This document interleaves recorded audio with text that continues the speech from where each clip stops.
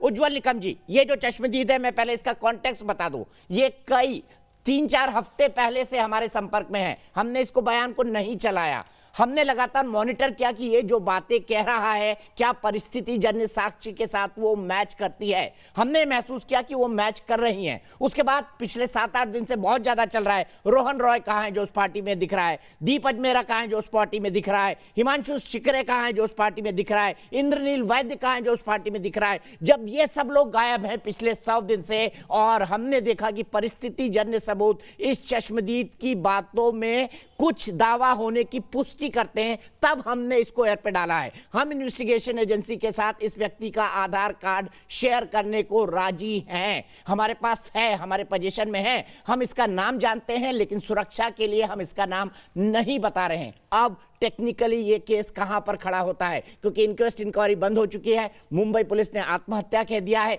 ये कहता है, इसका दावा है, हम नहीं कह रहे, ये कह रहा है, इसका दावा है कि बलात्कार हुआ और उसके बाद उसकी हत्या हुई। क्या मुंबई पुलिस को ये फाइल दूसरी बार नहीं खोलनी चाहिए इस बयान के आधार पर? मुंबई पुलिस मांगे, हम टेप देने को तैयार हैं, इसकी आइडेंटिटी बताने को तैयार है। दीपक जी, सिर्फ मैं कानूनी बात कहूंगा, राजनीति में इस पे कुछ नहीं बोलूंगा।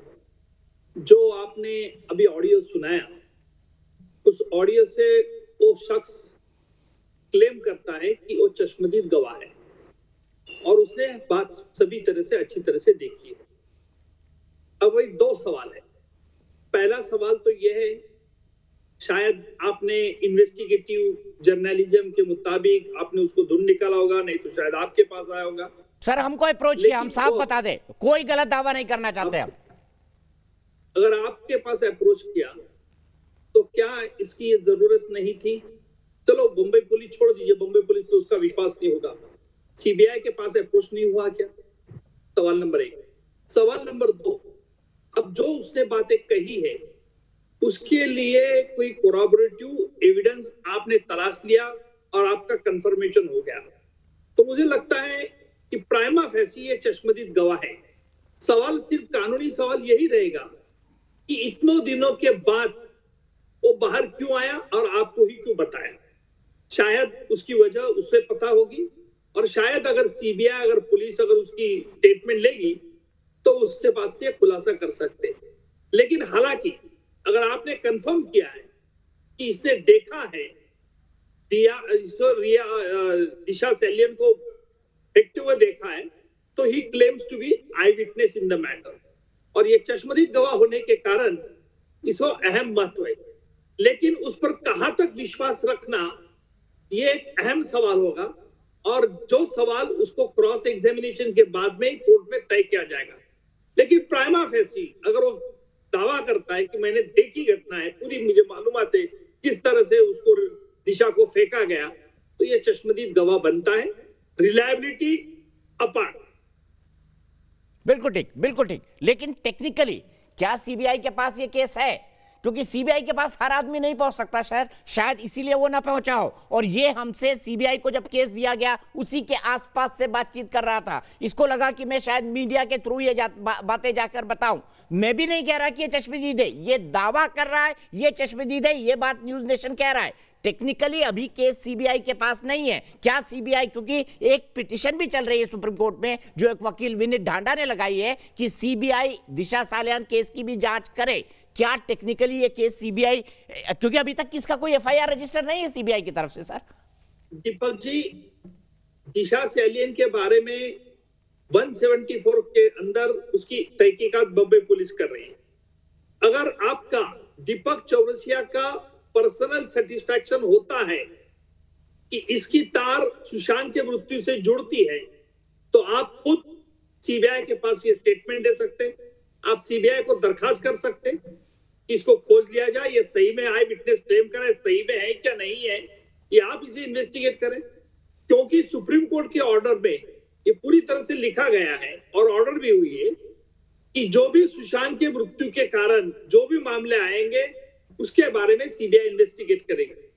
अगर आपका दीपक जी चौरसिया का पर्सनल सेटिस्फैक्शन होता है कि इसकी तार सुशांत से मृत्यु से जुड़ती है, तो शायद न्यूज नेशन भी ये पूरा बयान दे सकते हैं और उसका नाम भी आप डिस्क्लोज कर सकते हैं सीबीआई।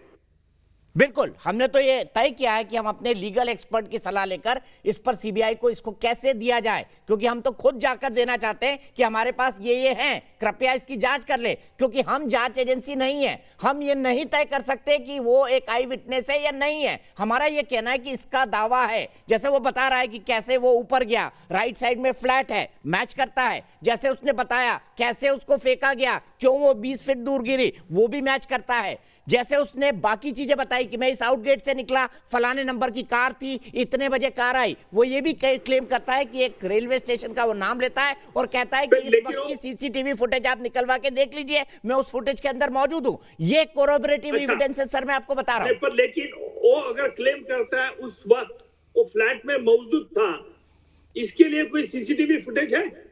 सर सीसीटीवी फुटेज तक हमारे पास कोई एक्सेस नहीं था, इसलिए मैं ये कतई नहीं क्लेम कर सकता कि मेरे पास सीसीटीवी है। हमने स्टेशन की सीसीटीवी लेने की फुटेज की कोशिश की, लेकिन हमारे सूत्रों से वो फुटेज नहीं उपलब्ध हो पाई। मैं साफ कर दूं ऑन रिकॉर्ड सर।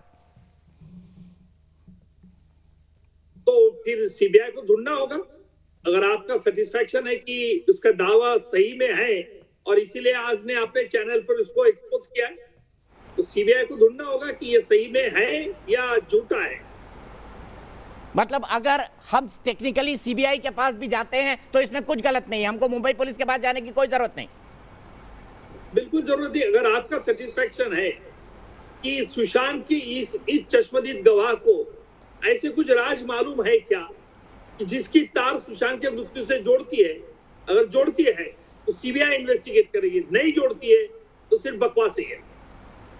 ठीक है, तभी बकवास करेगी, लेकिन मुंबई पुलिस का इन्वेस्टिगेशन तो बनता है, क्योंकि इस पूरे टेप में उसने कहीं नहीं कहा कि दिशा और सुशांत आपस में जुड़े हुए हैं। सिर्फ उसने एक शब्द का इस्तेमाल किया, देश में कैंपेन चल रही है justice for SSR, justice for Disha Salian. उसने कहीं ये क्लेम नहीं किया कि इसको इसलिए मारा गया क्योंकि सुशांत के साथ बाद में कुछ किया जाना था। ऐसा कोई क्लेम नहीं है इस टेप में। इसीलिए मैं टेक्निकली कह रहा हूं ये केस सीबीआई के पास क्या जाना बनता है। वो कहीं क्लेम नहीं कर रहा है कि दोनों केसेस जुड़े हुए हैं। नहीं, फिर नहीं, सीबीआई इन्वेस्टिगेट नहीं कर सकती है।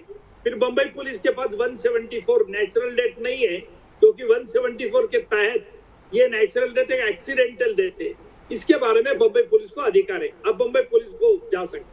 जी, मैं इसीलिए मैंने आपको साफ किया कि टेक्निकली वो कहीं नहीं कह रहा है कि दिशा सालियान और सुशांत सिंह राजपूत केस जुड़े हुए हैं, क्योंकि वो कह रहा है कि 8 तारीख को ही, 9 तारीख की सुबह, 8 तारीख की रात की बात है, 9 तारीख की सुबह वो चला गया मुंबई से। उसके बाद क्या हुआ, वो कहां कहां भागा, इसका जिक्र वो करता है, लेकिन दोनों केसेस के जुड़े होने की बात नहीं करता है।